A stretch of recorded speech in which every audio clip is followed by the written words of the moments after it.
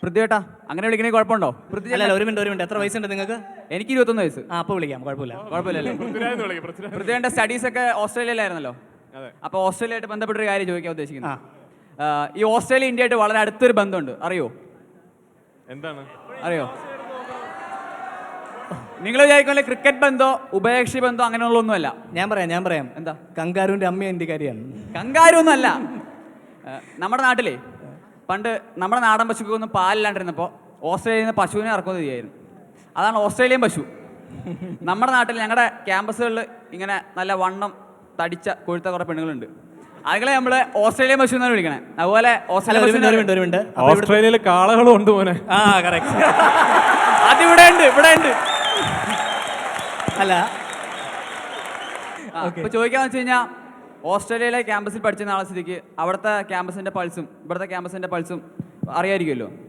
ഇതെന്തറിയോ, നമ്മൾ ഈ ക്യാമ്പസ് ജീവിതം, കോളേജ് ലൈഫ് എന്നൊക്കെ പറയുന്നത്, ഞാനത് നിങ്ങളെ സൂചിപ്പിക്കാൻ വേണ്ടി പറയല്ല, ഏറ്റവും നല്ലത് ഇന്ത്യയിൽ തന്നെയാണ്.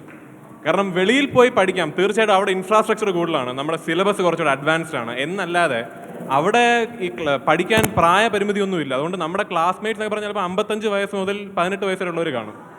അതുകൊണ്ട് അങ്ങനെ ഒരു കോളേജ് ജീവിതമൊന്നും അവിടെ ഇല്ല. പിന്നെ നേരത്തെ പറഞ്ഞൊരു പോയിന്റ് ഞാൻ ഒന്നുകൂടെ എടുത്തിട്ട്, അതായത് ഈ കല, നമ്മൾ ഈ സിനിമ അല്ലെങ്കിൽ കലയിലൂടെ നമുക്ക് എങ്ങനെയാണ് നമ്മുടെ എഞ്ചിനീയറിംഗ് ആയിട്ട്, ഞാനൊരു ഇൻഫർമേഷൻ ടെക്നോളജി സ്റ്റുഡൻ്റ് ആണ്, അത് വേണ്ട എന്ന് വെച്ചിട്ടാണ് ഞാൻ സിനിമ വന്നത്. സൗത്ത് ഇന്ത്യൻ സിനിമയിലെ ഏറ്റവും വലിയൊരു ആക്ടറാണ് നാഗാർജുന. അദ്ദേഹം ഒരു IIT ഗ്രാജുവേറ്റ് ആണ്. അതുകൊണ്ട് എഞ്ചിനീയേഴ്സ് സിനിമ വരുന്ന ഒരു പുതിയ കാര്യമൊന്നുമല്ല. അതുകൊണ്ട് എല്ലാവരും പറഞ്ഞ പോലെ നിങ്ങളിൽ എന്തെങ്കിലും ഉണ്ടെങ്കിൽ, അത് എന്തെങ്കിലും ഒരു വാസന ഉണ്ടെങ്കിൽ അതിനുവേണ്ടി സമയം ചെലവാക്കണം. പിന്നെ സിനിമ അഭിനയം എളുപ്പപ്പണിയാണെന്ന് വിചാരിക്കുന്നവർ ദയവേത് ഇങ്ങോട്ട് വരരുത്. കാരണം എളുപ്പപ്പണിയല്ല. ക്യാമ്പസ് ജീവിതത്തെ പറ്റി ഇത്ര പുള്ളിക്കാരൻ ആക്ച്വലി ചോദിക്കാൻ ഉദ്ദേശിച്ചതൊന്നുമല്ല. അദ്ദേഹത്തിന്റെ മുഖത്ത് ഞാൻ വായിച്ചറിഞ്ഞു അവിടുത്തെ ക്യാമ്പസ് പ്രേമവും ഇവിടുത്തെ ക്യാമ്പസ് പ്രേമവും തമ്മിൽ.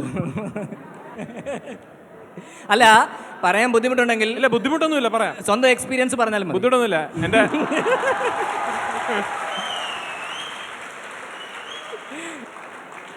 എന്റെ പൊന്നനിയ പ്രേമിക്കാനൊക്കെ മലയാളി പെമ്പിള്ളാരാണ് നല്ലത്. അല്ലല്ല, അത് പറയാൻ കാരണം പ്രിയാമണി പാലക്കാട്ടുകാരി ആയതുകൊണ്ടല്ലേ?